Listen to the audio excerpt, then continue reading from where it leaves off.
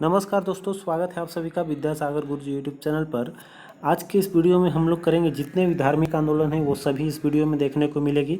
इसके पीछे हम लोगों ने जो टॉपिक कवर किया था वो टॉपिक था हम लोगों का प्रांतीय राज्यवंश, तो वो तो आप लोगों ने देख लिया।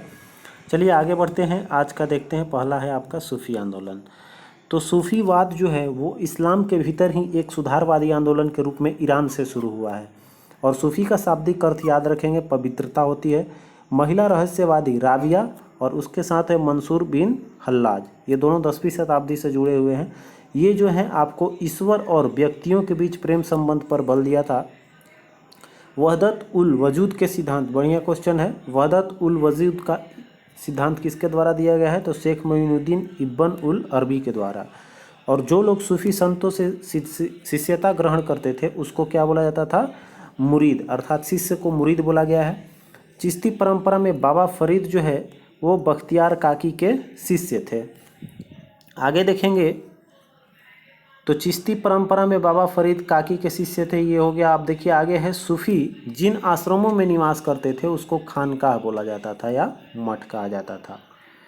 फिर है सूफी धर्म संघ या बासरा इस्लामी सिद्धांत के समर्थक और बेसरा इस्लामी सिद्धांत के बंधे नहीं में विभाजित थे। ठीक है, सूफी, अब देखिए सूफी यहाँ से दो धर्म में बंटता है। धर्म संघ एक है बासरा और एक है बेसरा। ठीक है, तो बेसरा से समझ सकते हैं, बेसहारा मतलब उसका कोई भी संबंध बंधन नहीं है।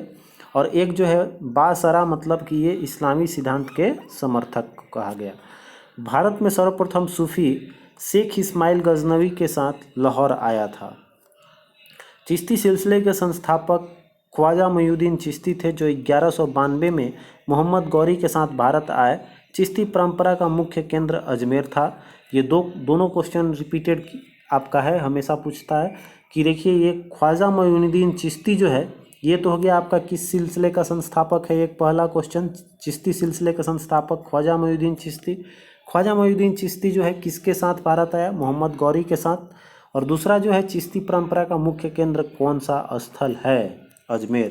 ठीक है, आगे देखेंगे तो प्रमुख सूफी सिलसिले हैं और उसके देखिए सिलसिला और उसके संस्थापक दिया गया है और किस क्षेत्र में प्रभावित रहा। तो चिश्ती जो है वो ख्वाजा मोइनुद्दीन चिश्ती द्वारा है। ये सामान्य रूप से भारतीय उपमहाद्वीप में रहा। जो सुहरावर्दी है ये हजरत बहाउद्दीन जकारिया द्वारा दिया गया है। तो ये संस्थापक पूछता है सुहरावर्दी किसका है? तो हजरत बहाउद्दीन जकारिया उच्च या सिंध बोल सकते हैं, सिंध और मुल्तान में आपका था। कादरी संप्रदाय शेख अब्दुल कादिर अल जिलानी ने दिया था, मुल्तान और पंजाब में प्रभावित था ये। सतारी देखिए साहब अब्दुल्ला सतारी द्वारा इसकी स्थापना की गई और मध्य और पूर्वी भाग में ये रहा।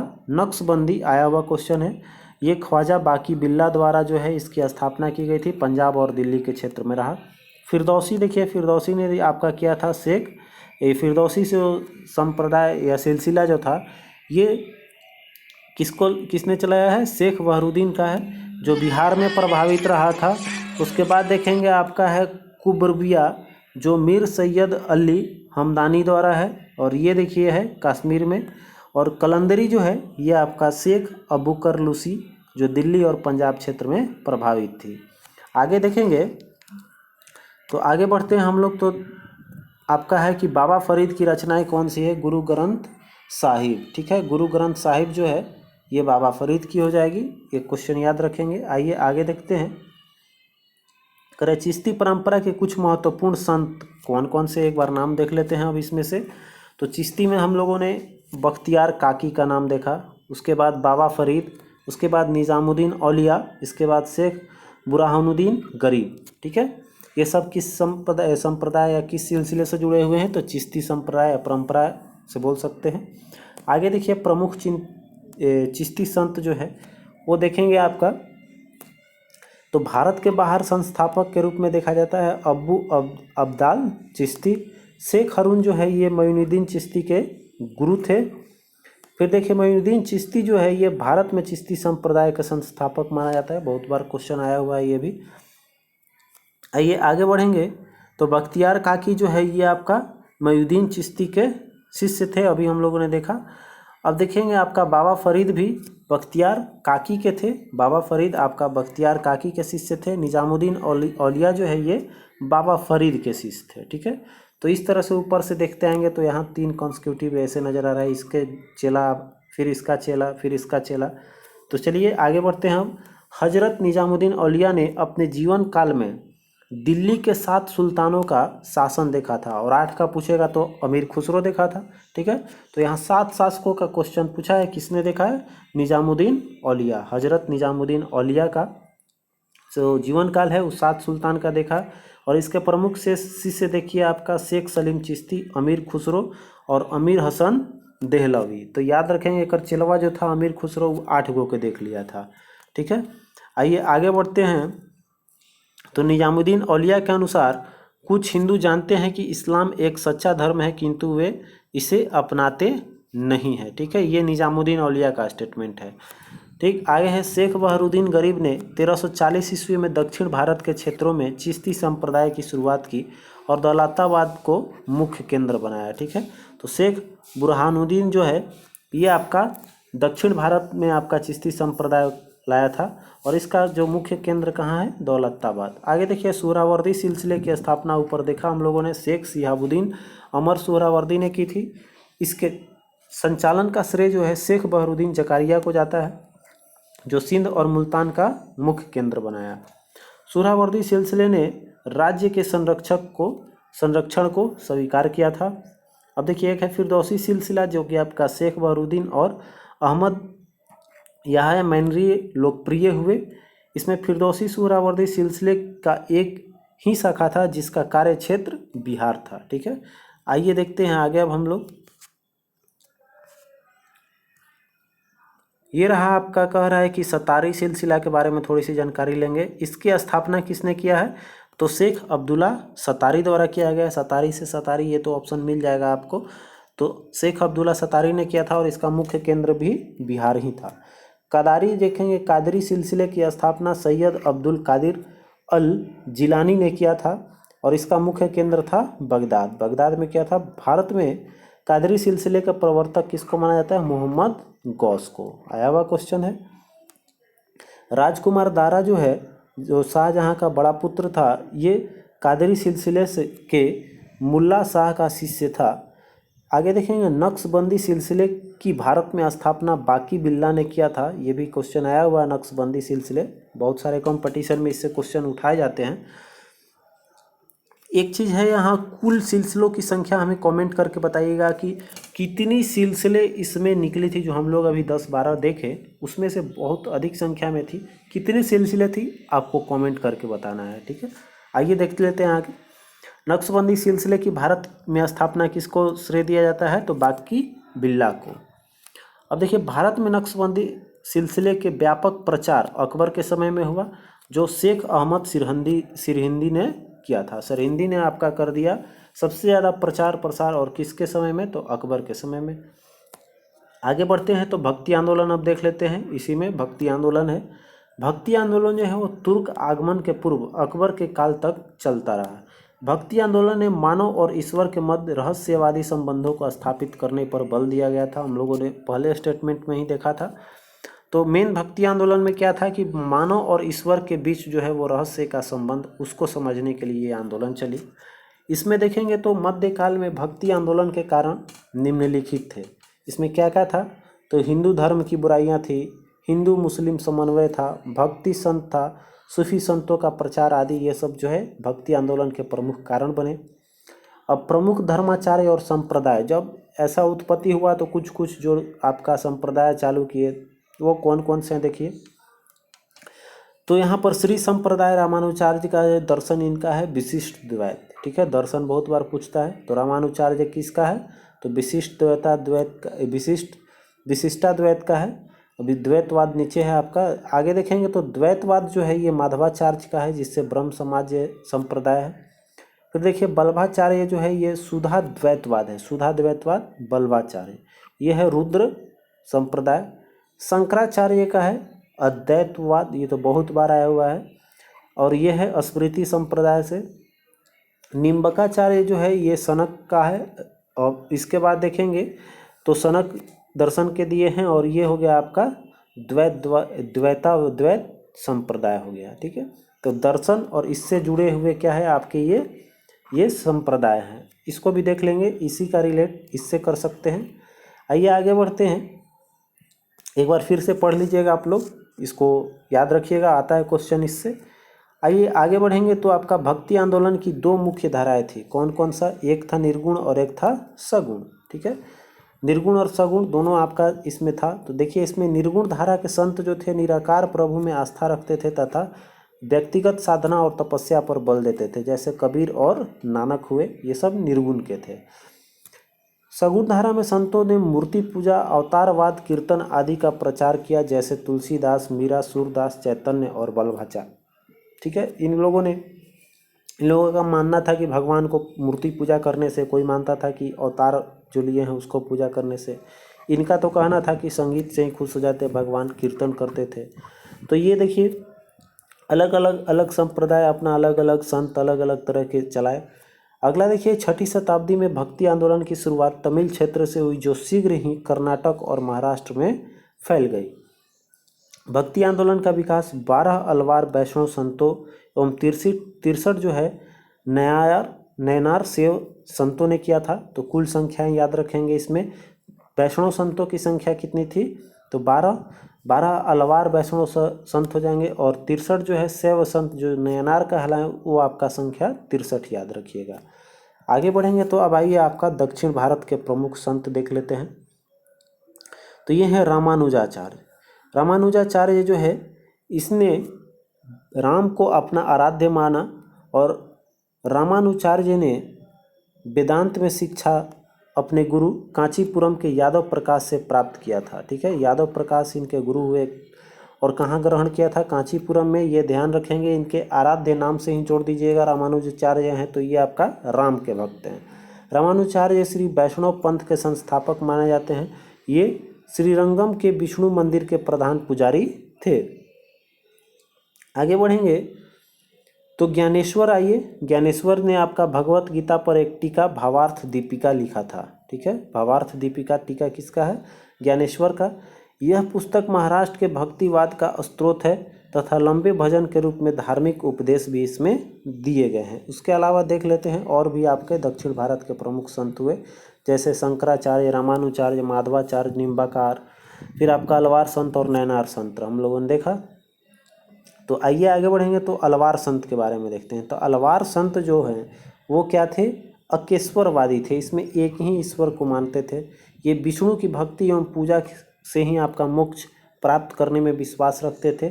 तो अभी हम लोगों ने देखा था अलवार संत वैष्णव। ठीक है, तो ये आपका विष्णु भगवान का होगा, और नयनार संत जो शिव के हैं। तो यहाँ पर ये ऐसे ही याद रखेंगे हम लोग, अलवार वैष्णव संत, तो यहाँ से विष्णु के भक्ति हो जाएगा, और शैव आपका शिव का हो जाएगा, नयनार। ठीक है, आगे बढ़ते हैं, नेक्स्ट आएंगे,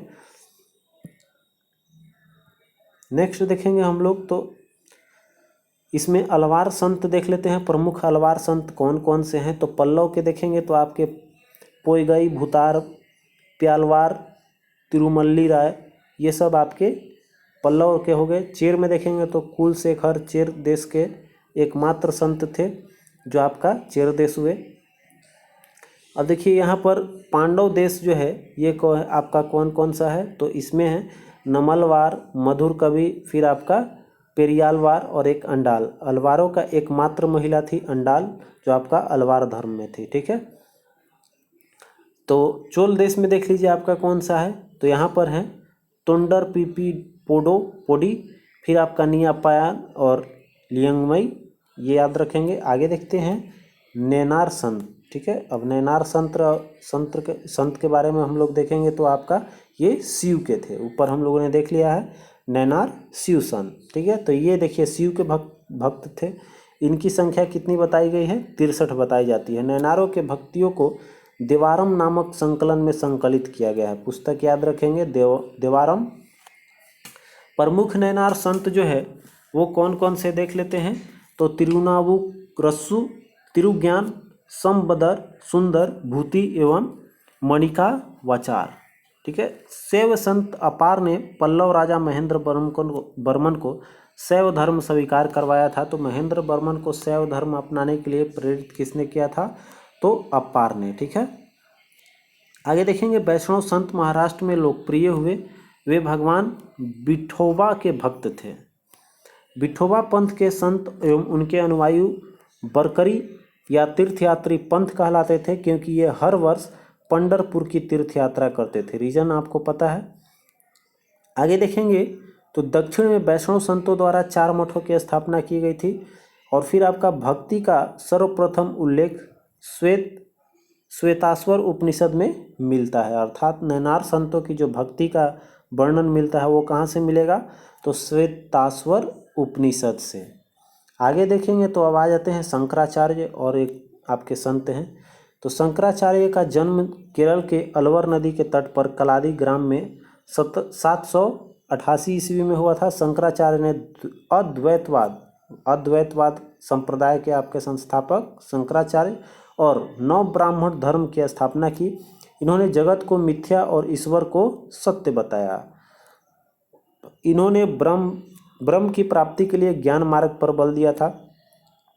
बौद्ध धर्म के महायान शाखा से प्रभावित होने के कारण इन्हें प्रच्छन्न बौद्ध कहा गया। ठीक है, इनकी प्रमुख रचनाएं कौन कौन सी है? ब्रह्मसूत्र भाष्य, गीता भाष्य, उपदेश, साहसी, मिरास पच्चम प्रमुख हैं। अब आइए, ये तो हो गए आपके दक्षिण भारत के प्रमुख संत। अब आ जाइए उत्तर भारत के कुछ प्रमुख संत देखते हैं। तो उत्तर भारत के संत में रामानंद हैं, फिर आपका सूरदास हैं, चैतन्य हैं, बल्लभाचार्य हैं, मीराबाई हैं, दादू दयाल हैं, मलुकदास है। इसके बाद घन्ना, पीपा, रैदास, कबीर, पद्मावती, ये सब आपको इसमें देखनी है। तो इसमें देखेंगे रामानंद के बारे में देखते हैं हम लोग। तो इनका जन्म जो है कहाँ हुआ? प्रयाग में हुआ। इनका रामानंद का जन्म प्रयाग में हुआ था। इन्होंने अपना संप्रदाय सभी जातियों के लिए खोल दिया। रामानंद ने भक्ति को मोक्ष का एकमात्र साधन स्वीकार किया। रामानंद ने अपना उपदेश जो है संस्कृत के स्थान पर हिंदी में दिया था। रामानंद ने पद्मावती तथा सुरसिर नामक महिलाओं को शिष्य बनाया। रामानंद की शिक्षा से 2 संप्रदायों का प्रादुर्भाव हुआ। एक कौन कौन सा? सद्गुण और एक निर्गुण। ठीक है, सद्गुण और निर्गुण किनका देन है? रामानंद का। कबीर देखिए, कबीर जो है ये वाराणसी में शिशु रूप में पाए गए थे। इनका जन्म के बारे में कोई साक्षात प्रमाण नहीं मिलता है। तो ये देखिए आपका इनका जो है परवरिश जुलाहन और नीरू तथा उनकी पत्नी नीमा इस नवजात शिशु को अपने घर ले गए थे। नीरू और नीमा, ठीक है, ले गए और इनको पाल पोस के बड़ा किया और उनके नाम रखा था कबीर। कबीर ने राम, रहीम, हजरत, अल्लाह आदि को एक ही ईश्वर के अनेक रूप माना। इन्होंने एकेश्वरवाद में आस्था व्यक्त की और निराकार ब्रह्म की उपासना को महत्व दिया था। आइए आगे देखेंगे तो है घन्ना या धन्ना का जन्म जो है 1415 ईस्वी में एक जाट परिवार में हुआ था। ये बनारस आकर रामानंद के शिष्य बन गए। इन्होंने भगवान की मूर्ति को हठात भोजन करवाया था। रैदास के बारे में देखेंगे तो रैदास जाति से चमार थे। ये रामानंद के 12 शिष्यों में से एक थे।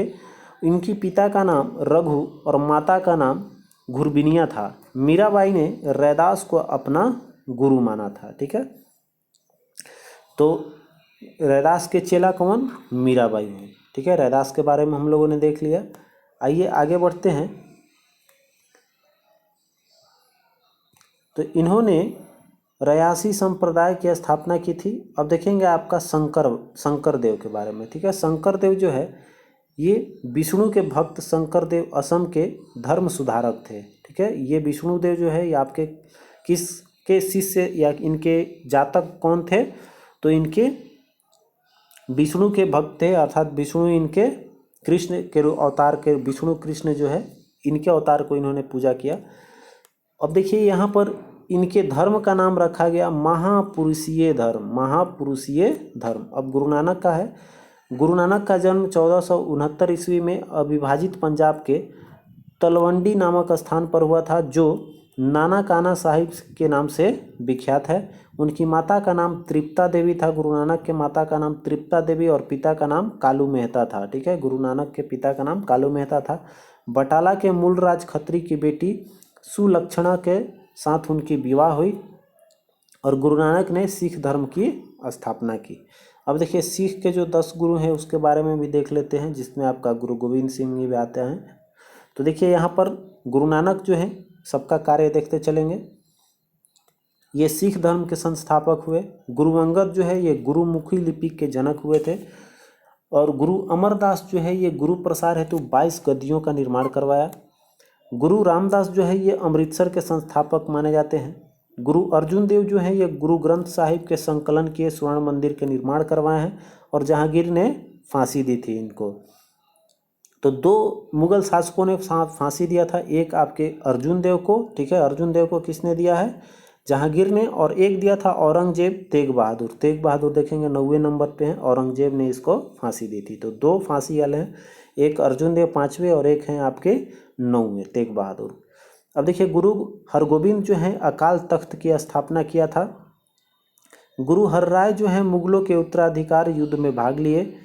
गुरु हरिकिशन जो है ये अल्प वयस्क अवस्था में इनकी मृत्यु हो गई। और तेग बहादुर हम लोगों ने देखा औरंगजेब ने फांसी दी थी। और गुरु गोविंद सिंह जो है ये आपके अंतिम हुए और खालसा सेना का गठन किया था।